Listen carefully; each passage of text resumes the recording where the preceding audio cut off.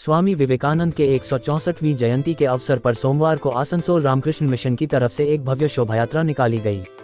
ऐसे शोभायात्रा में आसनसोल रामकृष्ण मिशन के सचिव स्वामी सौमात्मानंद जी महाराज, आसनसोल नगर निगम के डिप्टी मेयर अभिजीत घटक, बोरो चेयरमैन अनिमेश दास, रानीगंज के विधायक तापस बैनर्जी के अलावा अन्य विशिष्ट लोग उपस्थित थे। रैली में आसनसोल के कई स्कूलों के विद्यार्थी भी उपस्थित थे। रैली में स्वामी विवेकानंद की बड़ी बड़ी तस्वीर लेकर लोग शोभायात्रा में शामिल हुए। इसके उपरांत जुबली इलाके में एक सभा का भी आयोजन किया गया। सभा में मंत्री मलय घटक मुख्य रूप से उपस्थित थे। सभी ने सबसे पहले स्वामी विवेकानंद श्रद्धा सुमन अर्पित किया। इसके उपरांत मंत्री मलय घटक ने कहा कि आज स्वामी विवेकानंद की जयंती है। स्वामी विवेकानंद एक ऐसे महान व्यक्ति थे जिन्होंने भारत को अंतर्राष्ट्रीय स्तर पर पहचान दिलाई। शिकागो के धर्म महासम्मेलन में उन्होंने जो भाषण दिया था उसे आज भी याद किया जाता है। उन्होंने कहा कि स्वामी विवेकानंद ने हमेशा सर्वधर्म समभाव की बात कही और उन्होंने कहा कि भेदभाव से बड़ा पाप नहीं होता है। उन्होंने सभी को एकजुट होकर रहने की सलाह दी और कहा कि इंसान की सेवा ही सबसे बड़ी सेवा होती है। मंत्री ने कहा कि आज स्वामी विवेकानंद की जयंती है और आज का दिन ये शपथ लेने का भी दिन है कि स्वामी विवेकानंद ने भारत राष्ट्र के जिस तरह की कल्पना की थी उसे कल्पना को साकार करने के लिए हम सब प्रयास करेंगे।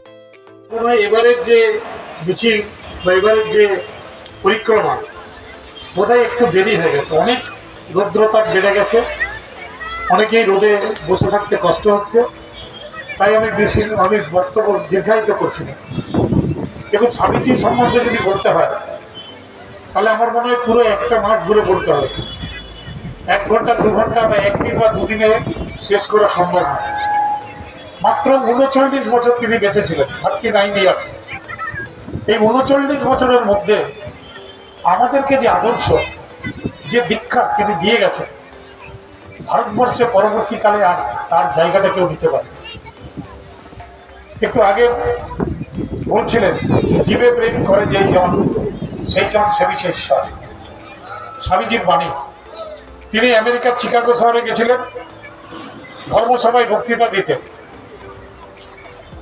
সমস্ত বিদেশি নাগরিকের সামনে তিনি শুরু করেছিলেন কি বলে, my sisters and brothers of America. সবাই কিন্তু অভিভূত হয়ে গেছিল।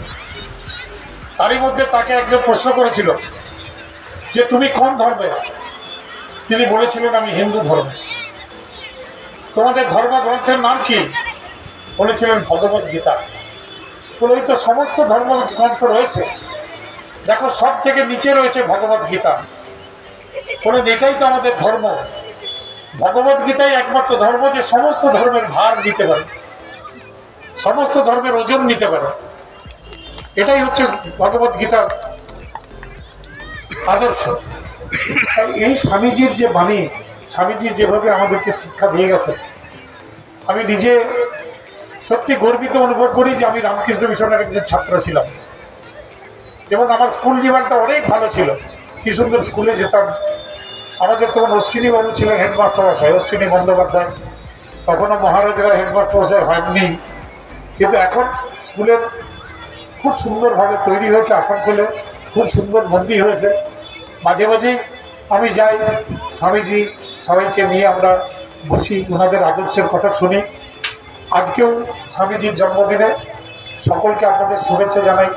আপনারা ভালো থাকুন, সুস্থ থাকুন এবং আসানসোলের আরও শক্তিশালী হোক, পশ্চিমবঙ্গটা শক্তিশালী হোক, এই কামনা করে আমার বক্তব্য শেষ করছি। নমস্কার।